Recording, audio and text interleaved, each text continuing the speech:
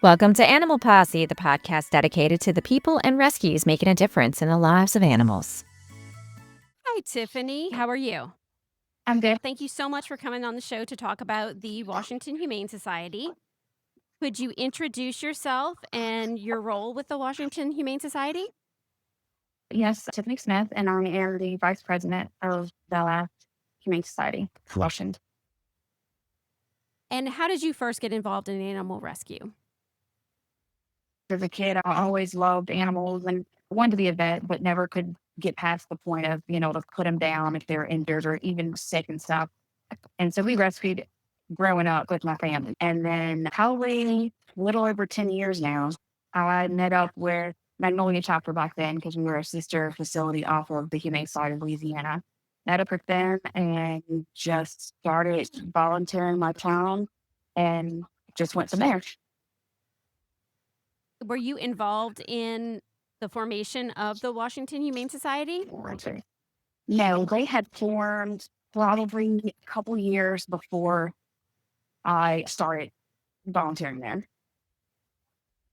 And what is your mission and what areas do you serve?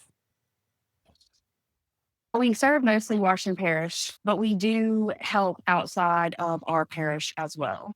Our goal now, we have fosters and animals up for adoption and so forth. But as time goes on, we lose fosters and we don't have that ability really to hold on to fosters. So what we do more now is the spay neutering program, trap cats, to get feral cats fixed and released back to where they were, and to help the public, just educate the public on the importance of spay neuter, the importance of adopting. We work with other facilities and other rescue groups to try to help move animals from the south up north, where they have a much successful adoption rate. We just try to help where we can, when we can, and try to help the community and how we can with animal needs. And how long has the Washington Humane Society been operating in Washington Parish? I've been helping them for about 15 years, and they started before I came aboard. So I would say probably 20 years, maybe longer. And the spay neuter program that you have, can you explain what that program is? Is it different from other areas? I guess it just depends on your price. So we have an amazing vet and her staff out of Mississippi, and we go to Crossroads, Mississippi. They've been doing spay neuter forever. And as time goes on, prices increase. Of course, for $85, you can get a female or male fixed, no matter the size, and you get rabies shot. And now we do every animal that comes in, whether it's a cat or dog, they get microchips too. So that's free of charge. Same with cats. Cats come in. We usually have vouchers for feral cats. We have trappers that'll go out and set traps the night before, bring the cats in the next day. And then wherever they're trapping at, they'll hold on to the cats for a few days afterwards, make sure the incisions and stuff are doing good. So we have it once a month. And Kay, which is also one of the board members, she helps out with the Washington Parish shelter. So she does spay neuter with them too. We have everybody call, whoever wants to come in, the call, first come, first serve, because we only can do so many a time. And we have the house that's been transformed into a vet clinic, so to speak, and parents of the animals or whatever would drop off their babies, fill out paperwork, drop them off. We spend the entire day fixing cats and dogs. It could be anywhere up to 60 cats and 30 dogs. We've done a few more, we've done a few less in a day. And it's our vet staff, and then we have volunteers to come, and it's a well-oiled machine. We have people in recovery, we have people doing paperwork, we have people calling the owners of the animals if they're ready. Then we have, like I said, our vet staff and her staff. So it's just a bunch of volunteers and our vet that have everybody get together once a month, usually on Saturday, and do the spay neuters for low cost. Because you take an animal to a vet nowadays, especially female, you're going to pay 150, 200 up to get them fixed. And here it's very low cost for them. Sometimes we do get grants to where we can fix, say, 30 dogs at one day. Last one we had, it was a grant, and we were able to fix all these cats and dogs. I think we have 50 cats and 21 dogs that all were fixed for free through the grant. So I don't know if it's much different than anybody else's. I think price-wise, we're on the cheap end, but I know that also other rescues do cheap spay neuter at times as well. Have you noticed any kind of decrease in the feral cat population since you've started this spay neuter program? I think so, yes. We do a lot of areas like we're building grocery stores or fast food restaurants where we have all of them that are by the trash cans. And then there are certain areas that we work on. And I think definitely the population has decreased. I do believe that we have made a huge dent on the feral population. One cat can produce 5 kittens, and then those kittens can produce and so on and so forth. So I definitely think that we've reduced the amount of feral animals out there for sure. As a board member, what are your duties or what is like a typical day or a typical week like? So we're all volunteer based. We have changed so much over the past few years from when we used to have fosters. I was the foster coordinator. So my job would be to go out, find fosters, and then have those fosters foster whatever animal they wanted to. I would never say, oh, you have to take this dog or that dog or whatever. I would be like, okay, what is your home life like? What do you have at home? And then, okay, this is what we have available that needs fostering. Once they take their dog or cat, whichever it was, I would go and make sure they had everything they needed as far as bedding, worm vaccine, get them set up for spay neuter, and then we'd have adoption events, and I would help do that as well and get the fosters to bring their dogs there. Over the course of the past few years, we've, like I said, gotten out of the fostering. It's a lot of work. It really is a lot of work, and it's been Kay, Beth, and I, mostly us, that do most of the groundwork with that. And we had a lot of great volunteers along the way, but everybody gets busy in life, and we now just what I do is a spay neuter clinic. If we have something afterwards and animals lick themselves open or something, they would send me out or Beth.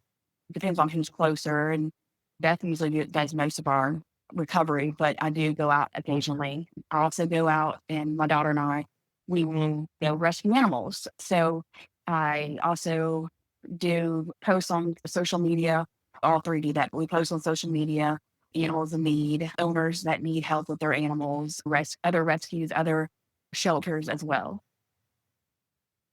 Do you have animals in your care that would be put up for adoption? Not at this present time, no. Like I said, we got away from the fostering because there was those few fosters that we had that were tremendous. Their lives got busy and they couldn't dedicate the time, which is understandable, to fostering an animal and bringing them to adoption events. And when you have the same people doing things over and over again, you spread yourself really thin.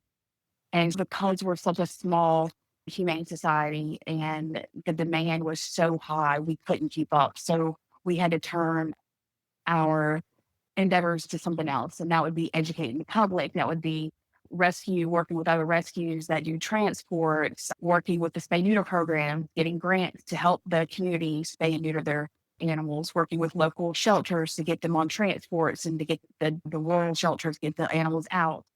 So that's been our main focus in the past few years. I understand that. So you switch more to a preventative type role rather than deal with the Yes, animals that were currently there. And I do think that's where you have to go. You have to go to the source, which is spay and neuter. Because then when you do yes. that, then you don't have as many animals out there that are actually needing homes. So you mentioned Correct. educational programs. Do you have any other types of educational programs, or can you explain what you do as outreach programs? So I know not so much in the past year or so because like I said, we've all been busy and health wise for all three of us. We've had a lot going on, but I would go to schools with an animal and talk to the kids, like different grades and stuff, not really young, those who could comprehend and understand a little bit, but talk to them about the importance of spay neuter, the importance of getting your animal vaccinated, how to approach dogs if a dog's chasing you, things like that. To start young, send brochures home and flyers home so they can bring them to their parents to educate them about the importance of vaccinations, the importance of heartworm medicine, the importance of spay neuter, and how you can get our information reaching out at a younger age. A lot of people grow up and they're like, we didn't know about y'all. We didn't know it was this cheap. We called our vet and it was hundreds of dollars to get a dog fixed. Or We've also offered vaccination clinics before, where in addition to vaccinations, we've offered rabies clinics before because by law you have to have a rabies certificate and tag and shot for your animal. We've also offered microchip clinics before. So we've educated the public like that as far as the importance of why you need to stay neuter, why you need to vaccinate, why you need to flea prevention and catworm prevention, what the importance of that is, reaching out to younger kids in hopes to start a generation where they grow up and see the importance and want to do better than possibly what we have now. There are a lot of rescue groups out there that are foster based. And even though they do encourage spay neuter, they do get overrun. Like you said, you only have so many fosters, they can only take so many, and you have such a big influx of animals. So, for small rescues that want to get started with something like you are doing with a spay neuter clinic, what advice would you have to them on how they can get started with that? I would say partner up with somebody who has been doing or does it because we're all supposed to be out there for the better of the animals. We all have our own ways of doing things at times, but the end result, if you're out there for the animals, then you want to help another rescue. You want to help your fellow rescuer to educate them and to help them with, okay, this is how we did things. And then not saying that they have to do it exactly how we do it or how someone else do it. They can take our lead or someone else's lead and run with it, but try to go to some place that has this going on, a spay neuter clinic, a regular thing, low cost, see how it's done. You get donations, you get grants. Grants are a big thing. And then once you get your feet wet, it all falls in line. But I would definitely shadow a rescue group if you're a small, especially a small rescue group, shadow them and see how they do things. And not saying how we do things is the exact and the way that has to be done because everybody has their own way of doing things. But at least you would get the concept of it, you get the gist. And from there, you can say, oh, okay, we can do it like this instead. And so I would definitely say try to shadow, ask questions, and the rescuers that are out there for the animals and not for the glory of what they do, they're going to be the ones that are going to want to help you. They're because they see you want to help stop this overpopulation and you want to help these neglected animals. And so we're on the same team because you have those out there who aren't like that. They're out there for the glory of look at me type attitude. Yeah, I was actually going to say in the bigger cities, that goes on a lot. There is a lot of fighting Yes. between rescue groups. I don't understand it because everybody has the same goal.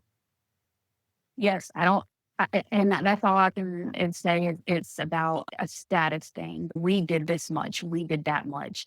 It's a look what we did, look what we did. Well, you could say that all day long. What is the quality of life of the animals that you have and that you're where you're sending them? If you doing your job as far as an animal rescue or a shelter or whatever, then everything speaks for themselves. You're going to have negative anywhere you go, any rescue you have, someone's going to say something negative about a rescue.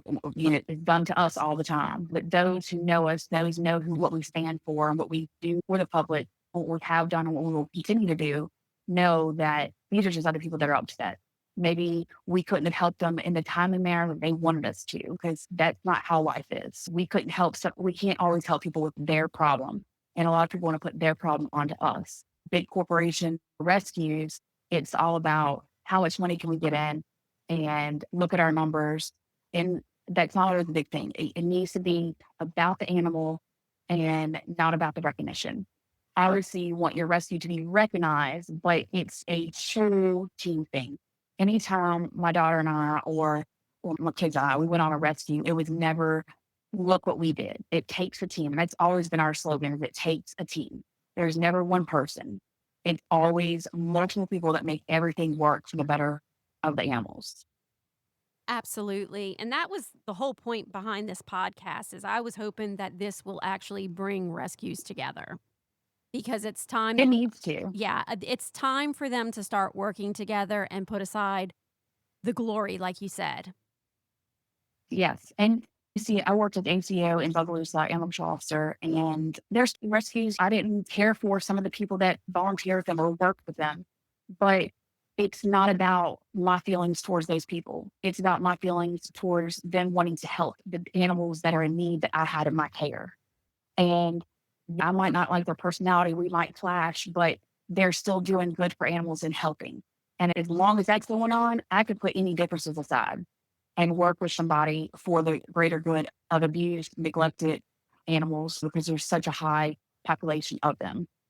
Right, I definitely agree with that. And then I see that happening too, where rescues will fight over actual volunteers because you might have one person that has this philosophy, I'm going to help where I can.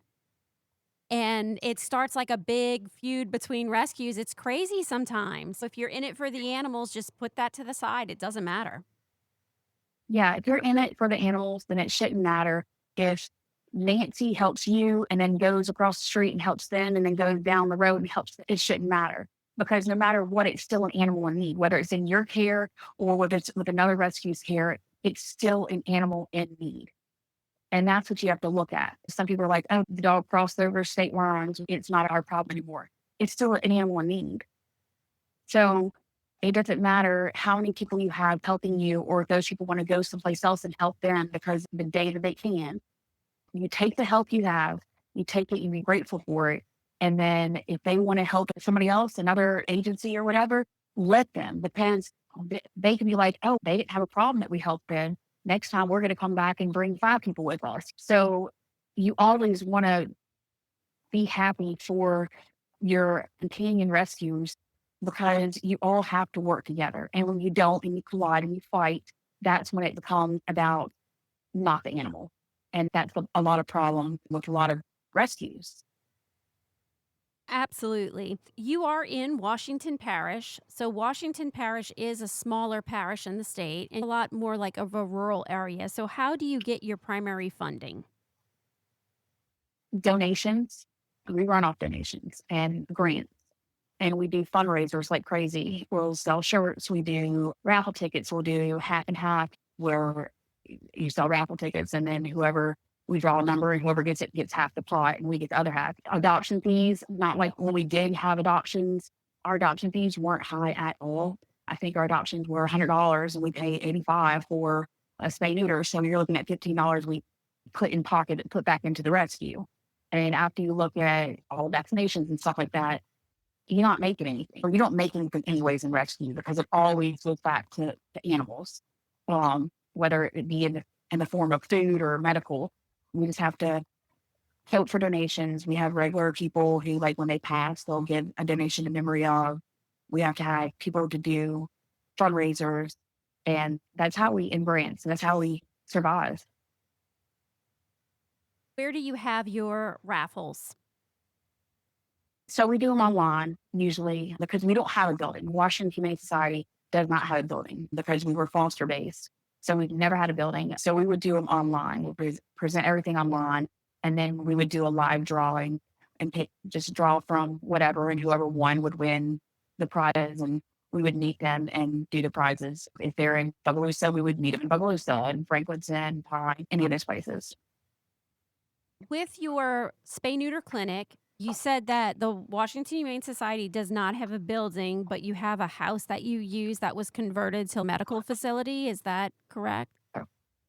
Yes, it's our vet's. So it's not our building. It's like an older house, and she purchased it herself, and it's in Mississippi, and we have our clinics there.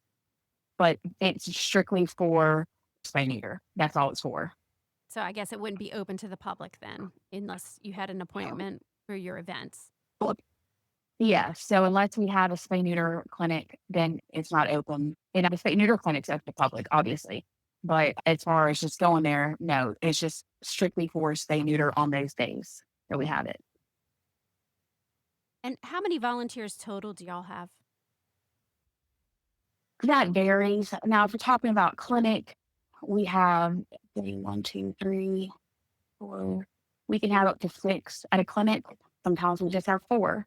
But volunteers overall, that's hard to say because you have some people who volunteer once, you have some people who volunteer regularly. Yes, I would have to say we probably have 10, maybe 15 that volunteer regularly for things, the spay neuter, whether it be like every other spay neuter they come to or every spay neuter.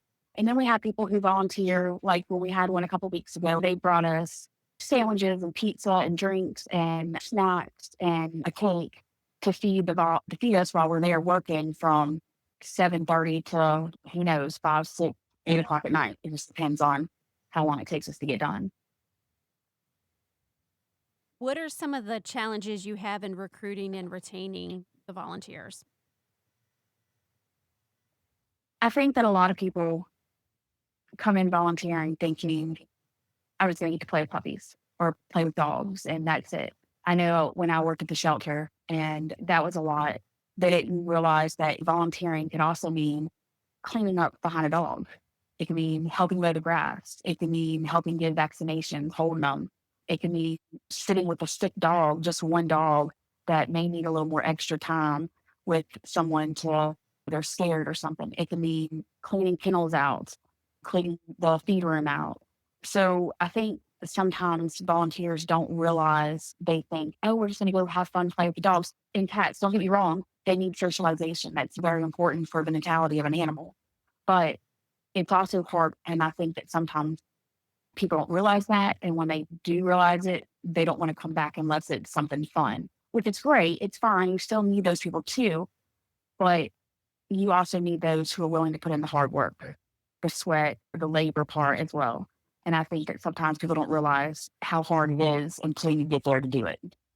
Yeah, you get to play with them, but you have to clean up after them too. Yeah. And that is a job, definitely. It's not something that's fun. Not all the time now. What are the barriers to affordable veterinary care for pet owners in Washington Parish? And do you help bridge that gap? So we help bridge it as far as when we offer spay clinics, vaccination clinics, microchip clinics, and stuff like that, because it's very low cost. Like a microchip for $10. You can't go to a vet and get a microchip for $10. You're looking at $45 at least to walk in to a vet, at least. And then probably $25 or more for the actual chip. Whereas we would do clinics and say we have 100 chips, well, we could do 100 dogs or cats for $10 a pop, which is covering our cost of the chip easily and helping the public. Same with vaccinations. We buy them in bulk, we get them a little cheaper. And so we can offer a vaccination for $10 and get it done and do it right so people aren't scared to do it, or maybe they have an aggressive dog and they just need help doing it. I think most vets, not all, but most vets have gotten away from it's about the animal and not about money. A lot of vets are not very personable. They just want to rush you in, rush you out like doctors nowadays.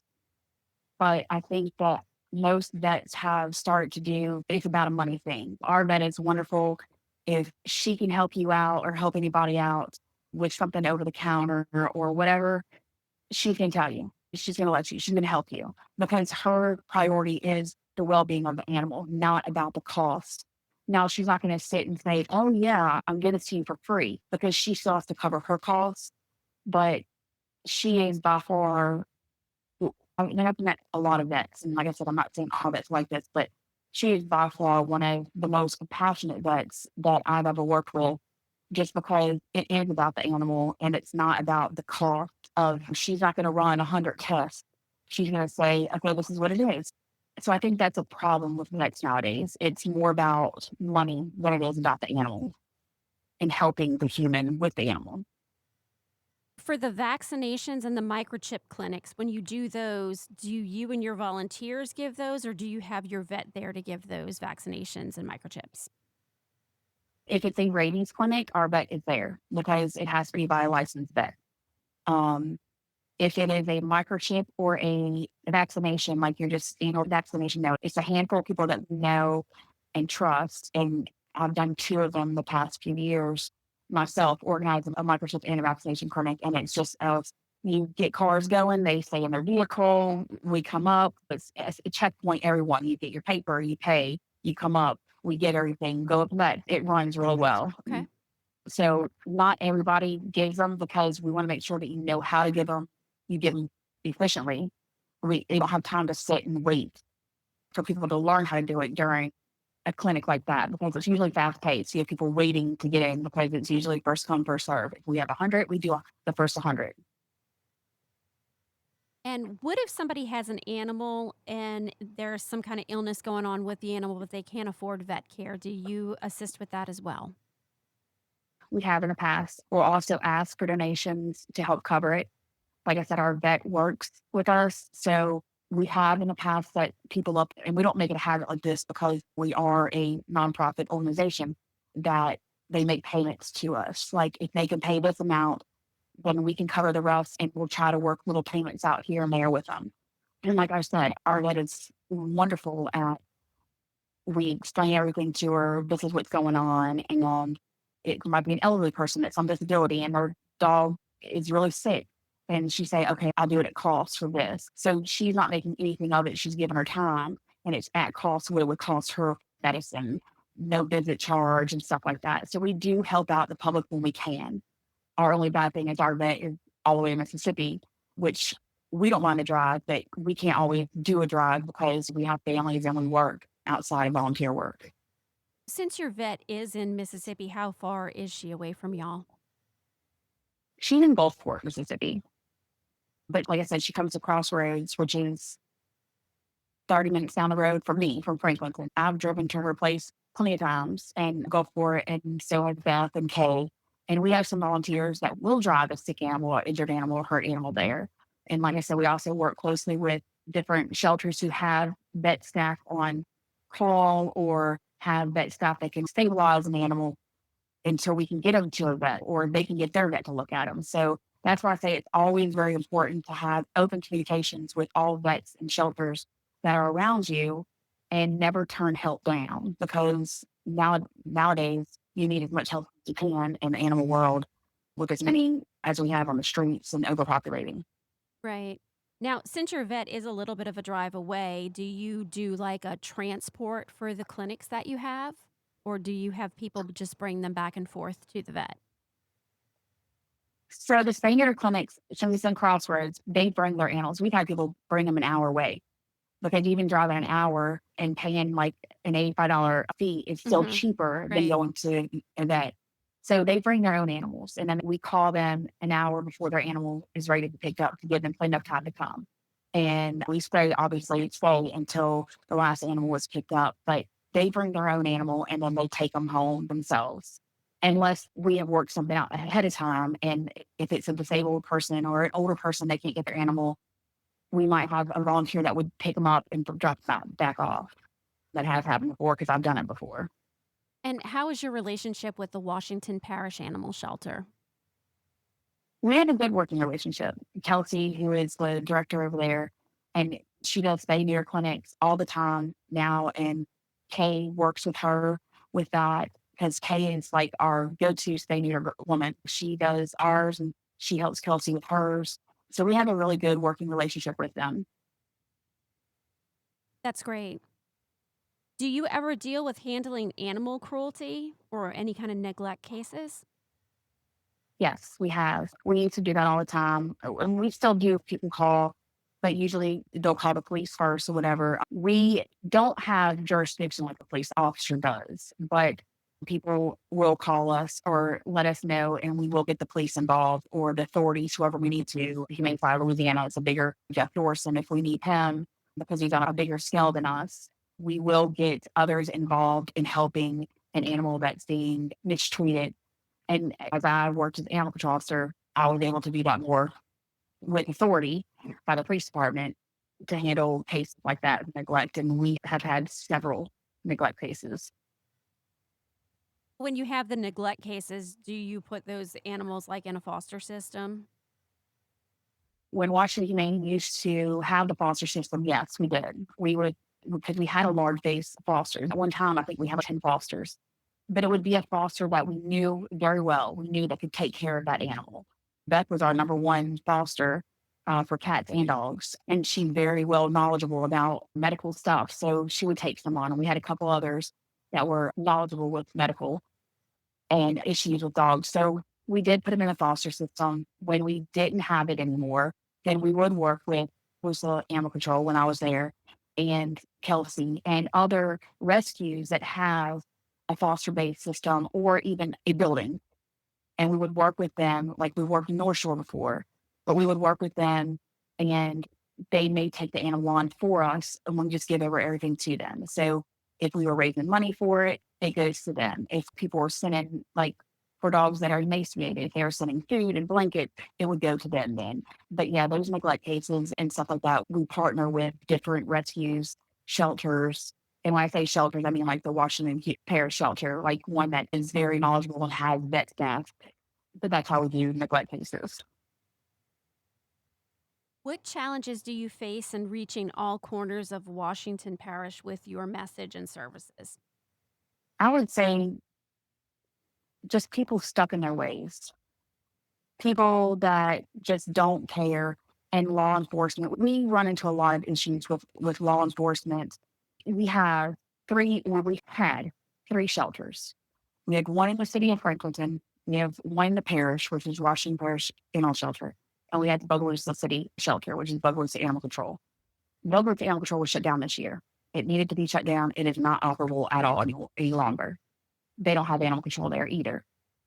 We have, I think, someone who is now acting as a parish animal control officer. I don't know his exact title as far as what he can and can't do.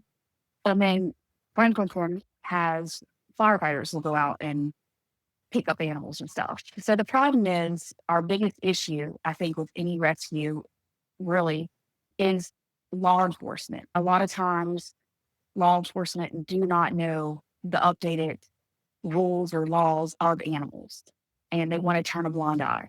I'm not saying everybody's like that, but working with law enforcement as animal control, I saw that firsthand. A lot of them, oh, it's not my problem. It's not a human. It's not. A law is a law, whether it be a human law or animal law. A law is a law. And if you're there to uphold the law, then you need to uphold all the laws.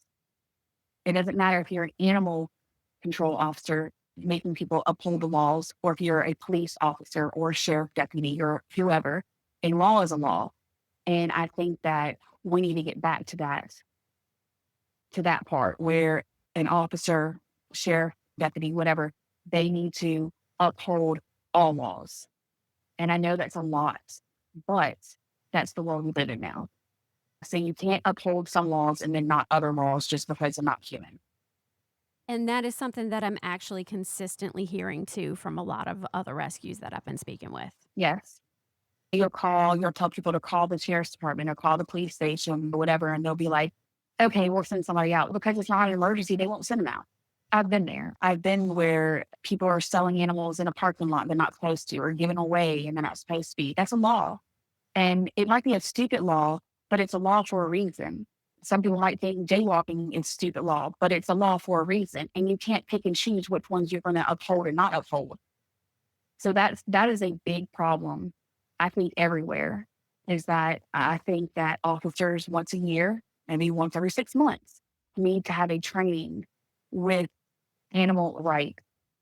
And they need to just, if you become an officer, become a police officer or sheriff deputy or whatever, you need to understand that a law is a law no matter what it obtains to. So, And I think that if we can get that through, things would be a little better. Not saying that's the cure and everything, but that's a starting point. coming from an animal control background, I know a lot of Hmm. people, when they hear animal control, they're scared of it. They think of the old kind of cartoons with the dog catchers. Yes. Ye So it's Yes. not a good thing. They don't have a good association with animal control. Mhm. Why is animal control needed? And do you think that there should be animal control in Washington Parish? I definitely think there should be animal control.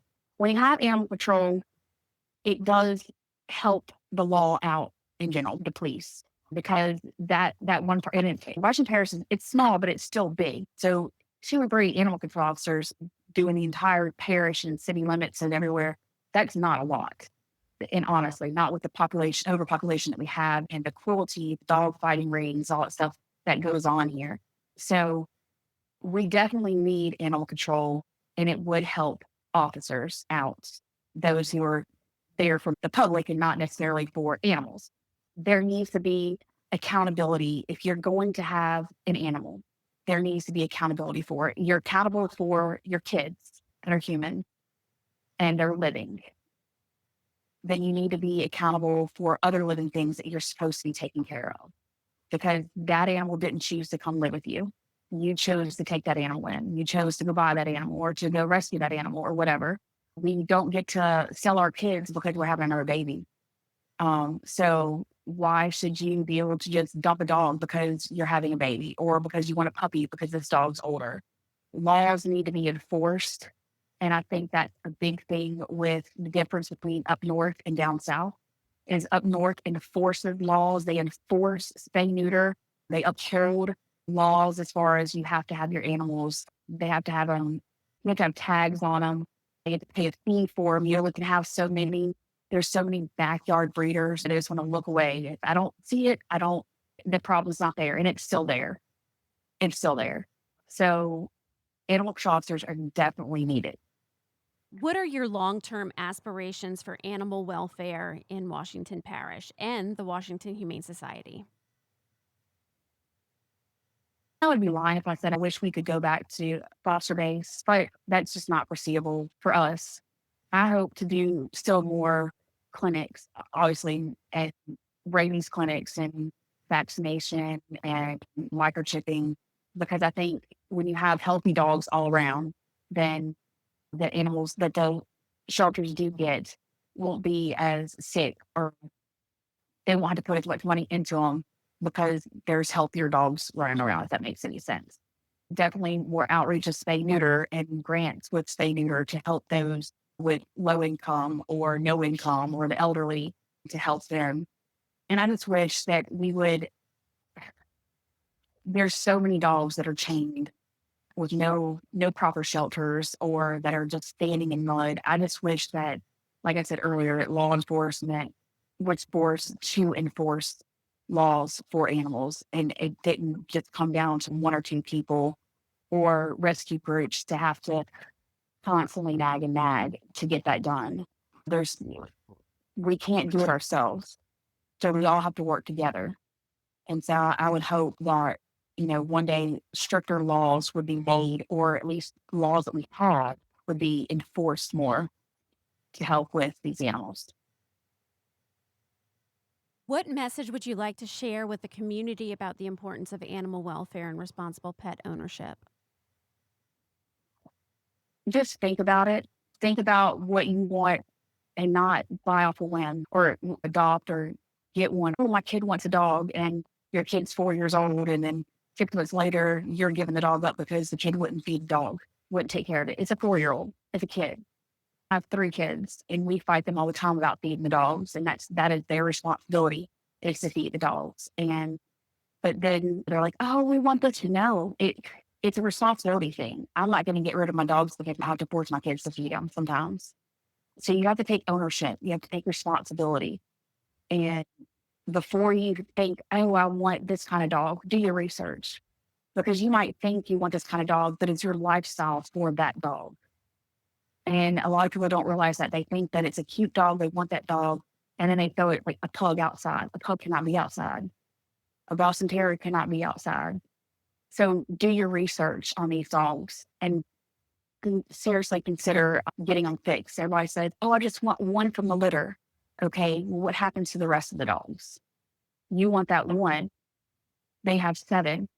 So you have 6 dogs now that can breed. So is one really worth 6 more dogs that can breed that aren't going to get fixed? So just the outreach of more importance of spay neuter. Everybody says, "Well, if you spay and neuter all of them, then you'll never have any more dogs." That's not true. That's not true at all.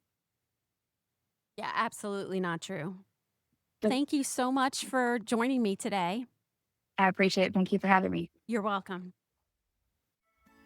And that's all the time we have for today's episode. If you are in animal rescue, or if you know someone that has a story that should be told, please contact us. We would love to have you or them on the show.